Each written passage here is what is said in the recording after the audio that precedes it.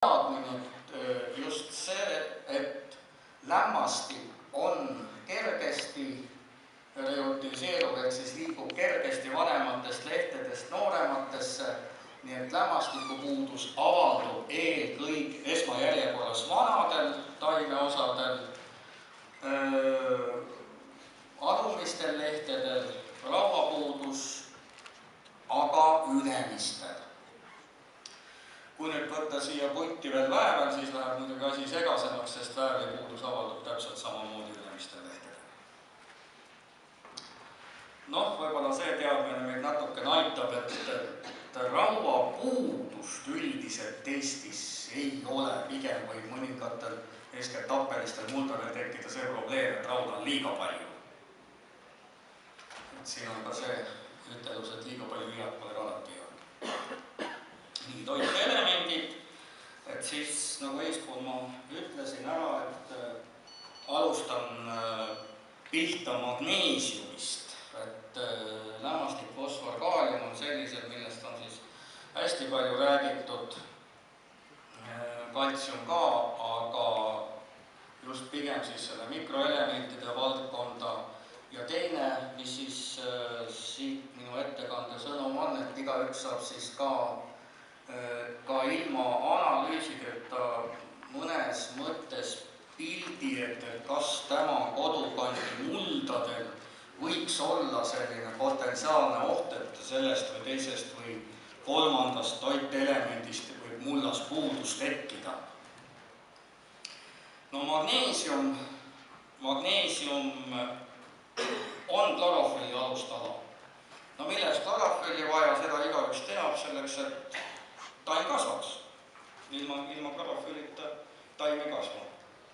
Ja kuna magneesium on keskselt siis klorofülli molekulis, siis mina olen siin tegelikult toonud täitsa võrdluse sellega, et klorofüll taimele on täpselt sama vajalik kui raud meie inimorganismile. Kõik me teame, mis juhtub meie enda organismiga, kui meil on rauavaegus. Kehv veresused ja igasugused muud asjad. Täpselt sama oluline on magneesium taimele. Võib-olla mõnelegi tuttav pilt sellisest lillkapsast või mõnest teisest toitelemendist. Nii. Kus on magneesiumi vaesed mullad? Põhja-Eesti.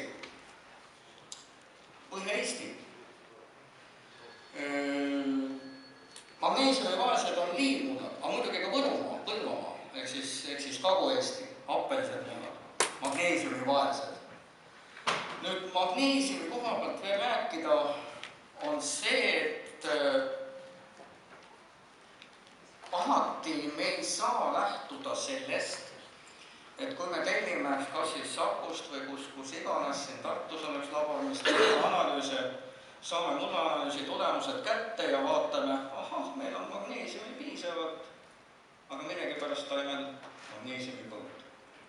Et siin ei saa mitte üheselt lähtuda sellest, et nüüd magneesiumi on palju selle võrdlustabeli järgi, vaid oluline on jälgida just seda alumist punkti, mis on siin punaseks tehtud. Et peaks olema ka 3 toiteelemendi omavaheline suhe optimaalselt paigas, sest põhiline, ja see on eeskätt just Põhja-Eesti probleem, on see, et mitte ei ole magneesiumist taimel ei teki põuda, vaid see on see, et kuna kaltsiumi on seal mitte 10-15 korda rohkem, vaid seal 30, 40, 50 korda rohkem, taim lihtsalt ei omasta. Sest et siin tuleb juba keemiatundidest tuttavalt mõiste nagu elementide omavaheline antagonism, ehk siis üks element ülekülluselt tõrjub teise välja. Ja väike ülevaade siis ka nendest Eestimaa muldadest, kus on siis magneesiumi vaesus, kus on magneesiumi küllus. Eelkõige magneesiumi küllust vaadates tuleb Saaremaa meelde, seal on teda nii palju, et seda magneesiumi veetakse kõvasti välja turistide poolt suveniiride näol. Noh, kõige tuntum magneesiumallikas on see kuulus Saaremaa dolomiit, millest seal ei paista puudust tulevat.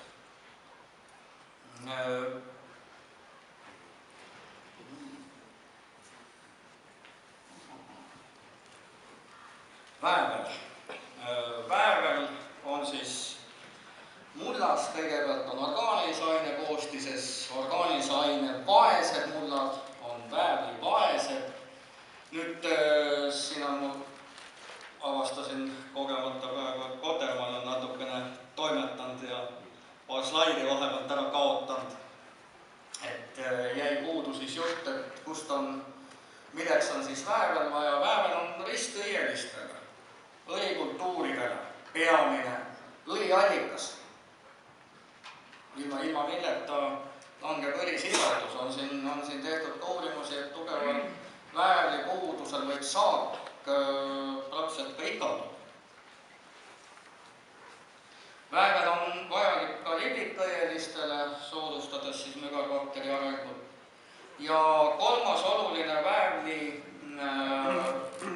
roll on ja millest järjest enam nagu meie muldades ka, või noh, mis meie põllumehed on, et toidunisu kvaliteet langeb olulisel määral väävli puudusel. Toidunisu küpsetusomadused, siin kleepvald, langemisarvud, mida kõike siin taga aetakse ju, kui kokku toostetakse. Ja väävlik tuleb ka mõningal määral õhust.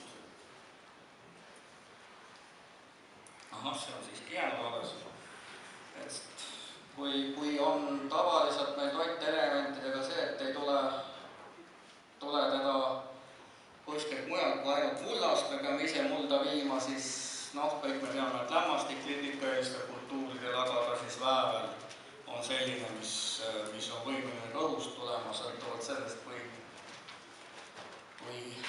võimsad katlamajad teie naabruses on, kes väävlit õhku saadavad.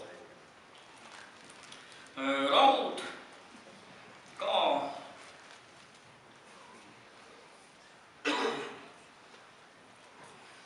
üldiselt on siis klorofülli koostises, mitmete ensüümide koostises.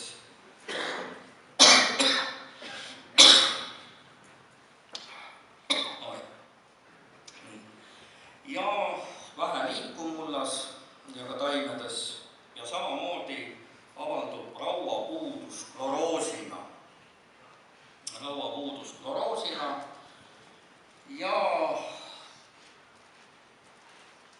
raud on sageli kõige põhilisemaid ju komponente ka nendes niinimetatud leheväetistes. Põhjusel, et raud läheb paremini taime just lehtede kaudu. Noh, jällegi siis sai võrdluseks toodud see sama, mis ma eespool see pilt näitasin, või siis ka paar sellist mustvalget pilti. Raud põhiliselt on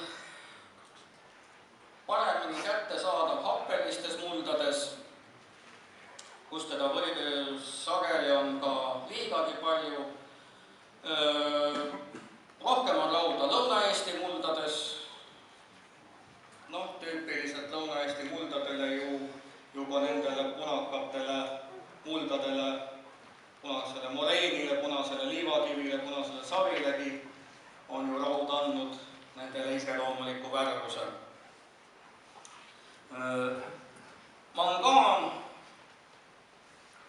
kah element, millest võib mainida, rohkem ta on igasuguste ensüümide koosseisus, parandab oluliselt saagi kvaliteeti, aga siin alumisest punktist näha, et aktiveerib suhkrute kogunemist ja valkude talletumist, samuti parandab nitraatide ainevahetust köögiviljanduses, üks oluline näitaja, et meil see toodang oleks võimalikult madala nitraatide sisaldusega.